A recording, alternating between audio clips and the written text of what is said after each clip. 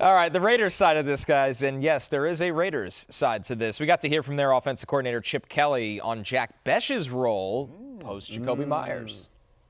What kind of similarities do you see between his game and Jakobi's game?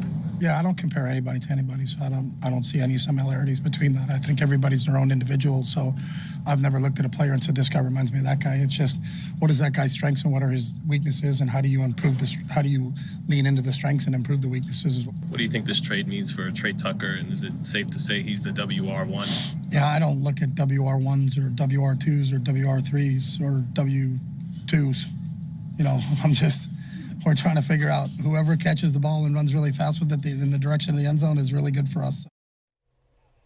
Wow. Now, shout out first to up, W2 forms. I hope he looks at his W-2s. Yeah.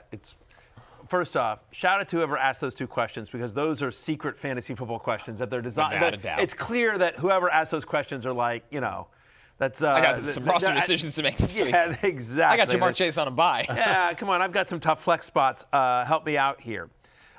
What I would say is that I actually think your guy Brock Bowers, who was already the number one tight end in fantasy or close to it, right? I just think 40% target share moving forward. What's the record? I think they likely go to more 2 tight end sets here. They try to get Michael Mayer on the field even more, which helps in theory Ashton Genty and gets those 2 guys. Trey Tucker is does he get a small bump? Sure, but he's got an 18% target share. He's a boom bust wide receiver 3. Chance to take it out. He is a guy that can catch the ball and run really fast. You just got to get him the ball, which has been inconsistent for the Raiders. Jack Besh, this possession kind of slot guy. Connor, I know this is somebody that you really liked coming out of college. I really did. A bigger-bodied slot guy, too. He's about 220 pounds. I thought he had him and Colson Loveland, I thought, had the best hands in the draft. They caught everything that came their way. He's a good route runner.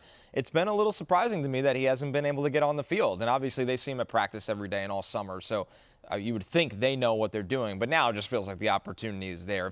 If Besh at some point in this season started to become this 5-catch guy every week, it wouldn't shock me at all. I'm actually surprised it took this long to maybe find a role for him, if they do find one. The issue as well with the Raiders, if you're looking to buy shares of an offense, don't look at Las Vegas. This offense is a complete mess. Right. Schematically, why is Ashton Genty getting hit behind the line of scrimmage every time, but behind an offensive line that was competent last year, and now it's just a complete mess? Ashton Genty has no chance on this team to really do anything. Geno looked a bit better against the Jags, but still doesn't look like Seattle Geno at all. And I don't know. Chip Kelly, just the Raiders black, just doesn't suit him. He looks like he's just throwing it on. It's not working in Las Vegas. 2 quick things. First off, rest of the season, I'll just ask you, Connor, in terms of again, given the offense, I know we love Besh's talent, but even in a scenario where they sort of get the offense rolling, rest of the season, would you rather have Jack Besh or Parker Washington? Parker Washington. We haven't seen an ounce of Jack Besh. That's the problem. We just don't think this offense is going to produce enough fantasy points outside of Bowers and Genty that you feel like you can consistently start those players week in, week out. But I will say, if you're in a dynasty league, try to lowball somebody for Jack Besh. Okay. If you think they'll take a late pick because they're just this guy's done nothing for me, my roster's crowded, I would take a flyer on him in dynasty for a late pick. Because I still think he's really talented. Yep. The Raiders' offense has been horrible. It can't be this bad next year and the year after that. They probably have to fix a lot of different things schematically.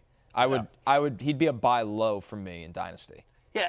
By the way, it also just doesn't feel like Dante Thornton's doing anything at all. He's MVS. At his best form, he's MVS. That's what he was. This is not helpful. All right. Not helpful at all.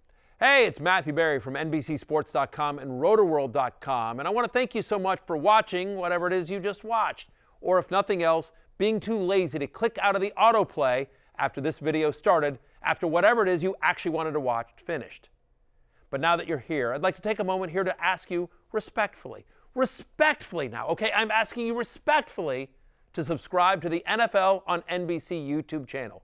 You'll get the latest Roto-World fantasy news headlines, all sorts of great shows, including my own Fantasy Football Happy Hour. So go subscribe now. Again, I'm asking respectfully.